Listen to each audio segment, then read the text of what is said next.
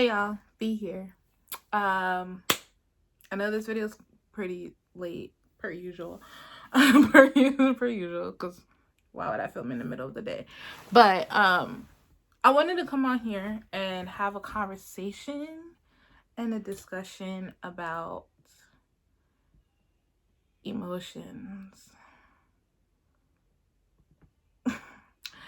My favorite word. I'm just kidding. Like, literally, it's not my favorite word. I hate emotions. I don't do them. If you know me in real life, emotions are not my thing. They're not my jig. They're not my gig. It's just not my thing. Like, I can be with someone that's emotional. I can handle that. I can do that. People can be emotionally free with me. I give that space, that emotional security. I can be there for you in your emotional state. Like, I can literally help you through it. However, when it comes to me, myself, being emotional, that's not it. it's non-existent. And the reason why I wanted to touch on this topic was because it's something God has definitely been really nailing on the head for me. And you ask God, like, oh, show me what my problems are. Show me where my areas is I need to grow in. Show me what my downfalls are. Show me my flaws. Inevitably, show me my flaws. And we all have many, me being one of them.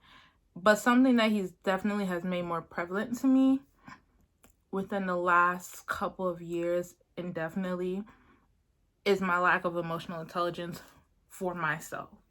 He's like, you're great with people. You got it. You got it with people. But with yourself, that's a problem. And the more that we had the discussion about it, the more that he and I really went back and forth, because I really be going back and forth with God. Like, God really is my homie.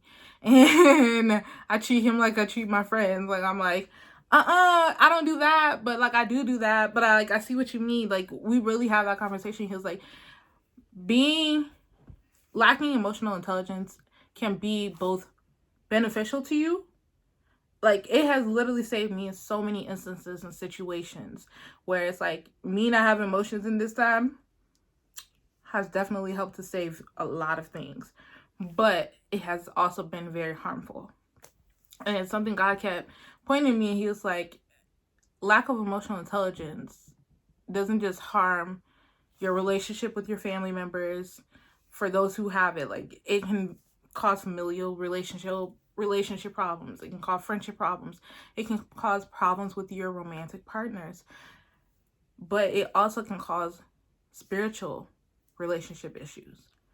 And I don't think we think about that, and we really process just how important emotional intelligence is, and how it really can hinder you in all departments.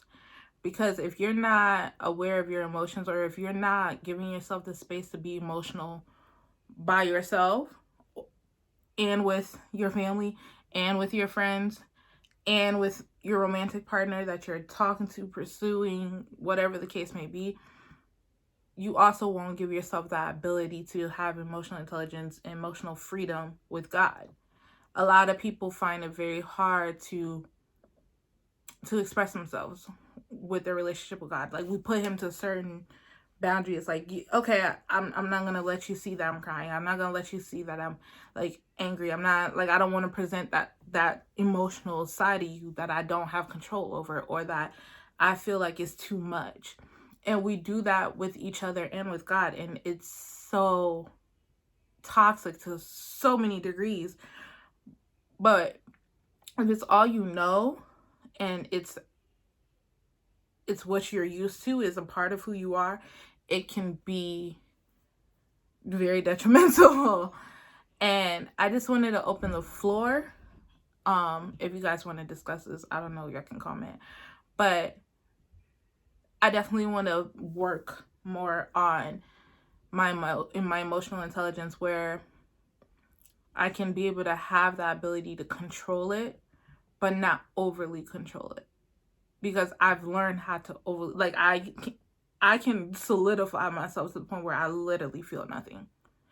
And that's good in certain instances, in certain situations, but it can be also harmful when you make that like your defense mechanism, or you make that your go-to form of resolution. It's like, okay, well, I'm not gonna feel anything at all because I don't want to address that, or I'm not gonna feel anything at all because it's better to not feel anything at all than to feel too much. And that was me. I was like, I would rather not feel anything at all. And I think that's a problem. It's a huge problem, especially in the Black community and the African community. My fellow Africans, please, I'm your own. Please, I'm a Liberian Jew. Me, I'm a Liberian Jew. So I know what I'm talking about. A lot of us grew up, especially if you grew up an older sibling, and you grew up having to, be like next of kin, parental type vibe, whereas like, you get to a point where you learn immediately to put other people's emotions before your own. So then that develops a whole train of, okay, well, my emotions are not as important as this person's, so let me help them, let me address them. And it becomes hard when people try to reverse it for you, because people do that for me. Like, you've helped me so much emotionally, are you okay? And then I'm like, yeah, no, we're not going to address that. I care more about you. And it's beautiful. Don't get me wrong. It's a beautiful trait to have, and I'm so grateful I can be an emotional safe space for people. But I've also seen how much it hurts people when I can't do it for them too. And I wanted to open the ground on that. Like, what can we as a community, especially the Black community, the African community, do to end this cycle where we don't make emotional intelligence, where we don't make lacking emotional growth normal? Because it's not normal. It shouldn't be normal. It's not okay. I'm not saying sit and cry all the time. Like, don't be that person that cries about everything. Please don't. Please don't. Because if you are, I say this with love, but I will laugh. I will laugh. If you cry about everything, I will laugh. Because, like, bro, why are you crying right now? Like, you don't need to cry about this, babes.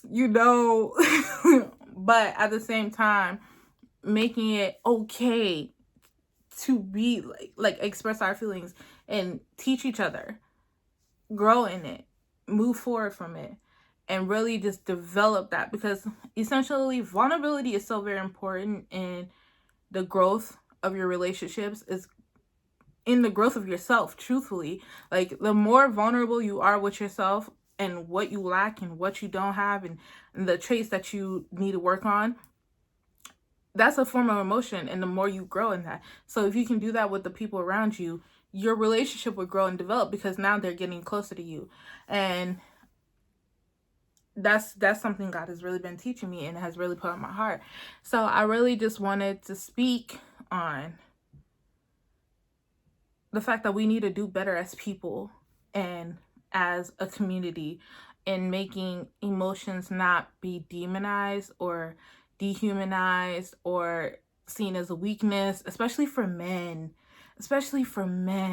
Like, it's so sad to see how many guys, and this is why a lot of relationships nowadays don't work or are so surface level or bare minimum-ish, because guys don't have that. They weren't given the space to do that. They weren't given that safe space to be like, hey, you can cry. It's okay. It's okay that you feel sad. Like, anger shouldn't be your first emotion and your only emotion. Like, if it's your first emotion, okay, I get it. But it shouldn't be your only one, too. You know what I mean? Like, be able to express yourself. And we just really gotta do better, y'all. And we gotta do better by men and women. Because women, we give each other like that room, but for men, we don't. A lot of girls don't. They're like, oh, he's soft. Or boys will be like, bro, why you being weak right now? You being a female right now. You being insert derogatory word here. Like, you know what I mean? And I think we need to do better and be better for each other than ourselves. So if you guys have any tips, let me know in the comments down below. Let's have a discussion, y'all.